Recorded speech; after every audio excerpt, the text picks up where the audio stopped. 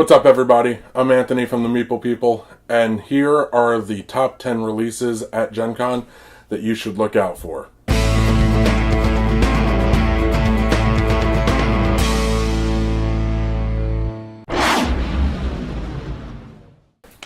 At number 10 on our list, we have Nyctophobia from Pandasaurus Games, and it was designed by Catherine Stipple. Nyctophobia is a game unlike any I've ever seen before. You play the game with glasses on, but these glasses block out your entire vision, and you have to use only your sense of touch to navigate your character through a forest while being chased down by some deranged killer. Nyctophobia means fear of the dark, and since the players can't see the board, you really have to ask yourself, if you're really that afraid of the dark, can you really play this game?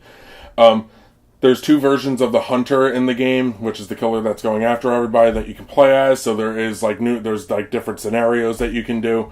All in all, the game looks great, and I think everyone should check it out at Gen Con. At number 9 on our list, we have The Reckoners. Reckoners is published by Nauvoo Games and designed by Brett Sobel and Seth Van Orden.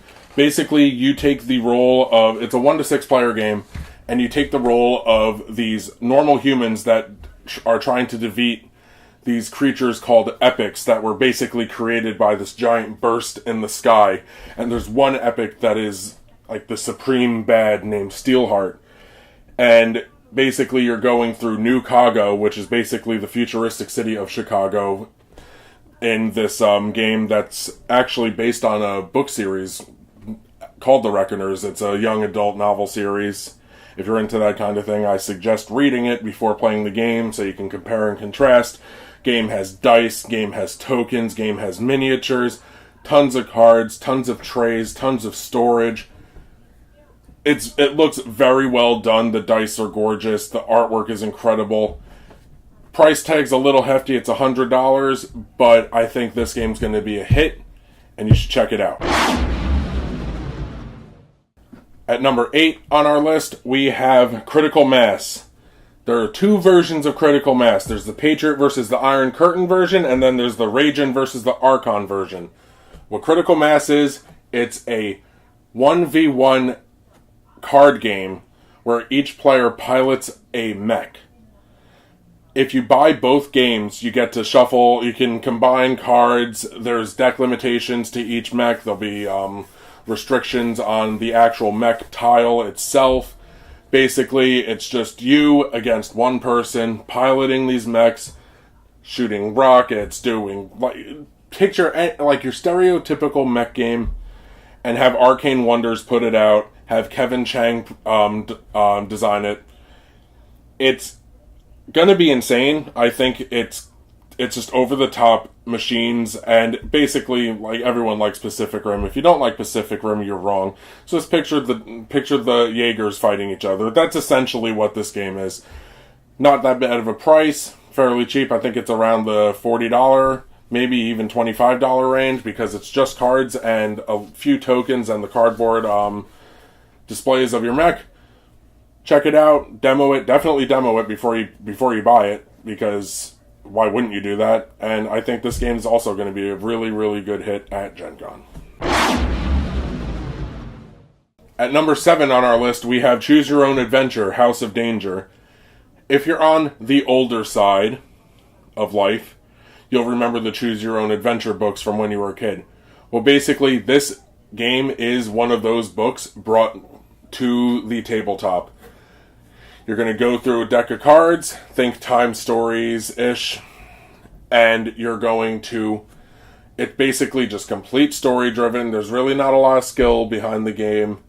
Just reveal your cards, and then, of course, you're going to come up to parts where it's like, would you rather do this, or would you rather do that? And then, based on your decision, the story's going to change. Now, there is not much replayability in this game, but if you want to treat the game as a book, people tend to read books more than once, so you can go through it again and make different decisions just to see how it pans out. This game has been published by Z-Man Games, so you already know it's probably going to be good, and it's been designed by Prospero Hall. Check it out at Gen Con. At number 6 on our list, we have an expansion. We have Onitama, Way of the Wind. Another game put out by Arcane Wonders, designed by Shinpei Sato. Onitama, been around for a while, already has one expansion. Basically, if you don't know what Onitama is, it's essentially just like a chess-style game where you use cards to dictate the moves of your pawns.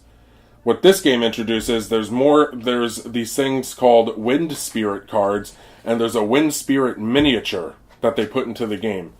There's also 2 new move cards being put into the game. I honestly have not looked into it that much, but just because it's Onitama and the success of Onitama is phenomenal, definitely go pick it up. Can't cost you that much. Onitama's not an expensive game as it is. Might as well buy everything there if this is your first time hearing about it. Go check it out. At number 5 on our list, we have Founders of Gloomhaven. Game is published by Cephalofair Games and designed by Isaac Childress, who is the same person that designed Gloomhaven.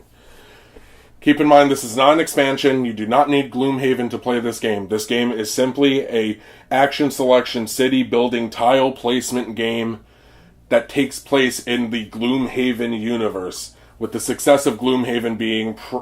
I'm pretty sure it was announced as Game of the Year for the Dice Tower Awards, won numerous awards, was out of print for a long time. Hefty price tag of $140, still no one can keep it on their shelves. You figure this game is going to be just as, if not maybe more successful, because it's not as heavy of a game as Gloomhaven, but people can still get a feel for Gloomhaven playing it. There's an auction mechanism in the game. I like auction games. I think that's really good because that's how you ruin friendships, and brings like a little heat to the table when you bring it out. Gonna be a good game. Looks really good. Check it out if you have the chance. Gloomhaven. Well, Founders of Gloomhaven. Whoops. At number 4 on our list, we have Villainous, put out by Wonderforge, and it's another game designed by Prospero Hall. If you like Disney, you will buy this game. If you like original Disney artwork, you will buy this game. If you like the action selection in the game Scythe, you will buy this game.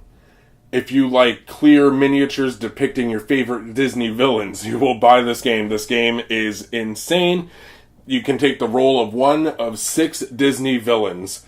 You have the Queen of Hearts, you have Captain Hook, you have Jafar, you have Maleficent, you have Prince John from the Robin Hood animated movie, which is the number 1 reason why I'm buying this game.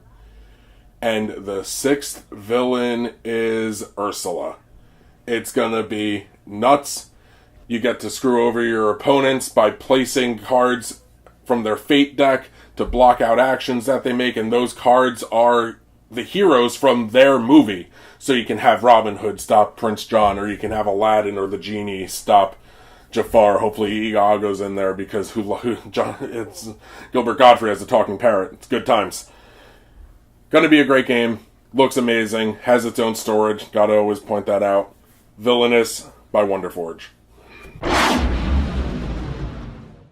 At number 3 on our list, we have the only TCG in the list. We have Age of Sigmar Champions. It's being published by PlayFusion, who also does the game Lightseekers, and by Games Workshop because they own Warhammer. This game is a card game similar to Lightseekers that takes place in the Age of Sigmar universe. There are 4 factions. You have your Chaos, you have your Dead, you have your Orcs, and you have your Order being the Angels. Lane combat, the same mechanics as Lightseekers, but a lot more strategic because of the lane combat. They're going to have the game launches at Gen Con. It is the actual release. There's going to be starter deck tournaments for everyone to dive into the game. $15 gets you a starter. Booster boxes. If you like TCGs, I would suggest just buying the starters, maybe a booster box, and just getting a feel for the game. I know TCGs aren't for everybody. it's a huge debacle in the tabletop community. We all know that. Most people lean towards their LCGs. But this game looks really good. I've demoed it. Outstanding quality. Gonna be a hit. I will guarantee it. Put a stamp on it. Age of Sigmar Champions by PlayFusion and Games Workshop. At number 2 on the list, we have the only other expansion on this list, and that is Scythe, The Rise of Fenris. This is the third and final expansion for my favorite game of all time. And now you gotta be thinking, well, if it's your favorite game of all time, why isn't it number 1? You'll understand when I get to that. But Scythe, Rise of Fenris has different modules for the game, but also has its own campaign. The campaign will last 8 different games. The modules, there's 11 different modules. So you can do the modules in before you do the campaign, during the campaign, after the campaign. There's a lot of things going on in the game. There are secret compartments as soon as you open up the box. So I know some of the spoilers. I'm not going to give them to you, but it's good. If you like Scythe, and if you don't, you're wrong. I will tell you that right now. Pick this up. You won't be disappointed. Go over to the MeepleSource booth. They will have the game there. You can actually pre-order it online now and pick it up at the con rather than like taking your chances and getting it. Who are you kidding? You're going to pre-order it.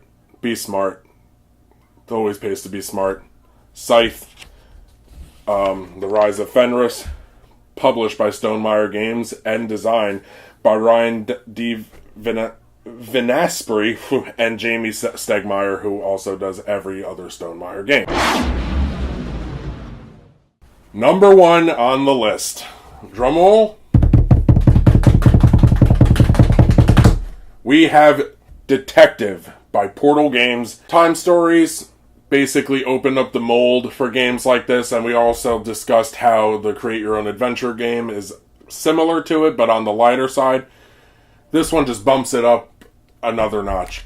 You're going to be taking the roles of detectives. It's 1 to 5 players, and basically you're going to be solving certain cases which make up one giant campaign. There's 5 cases in the box.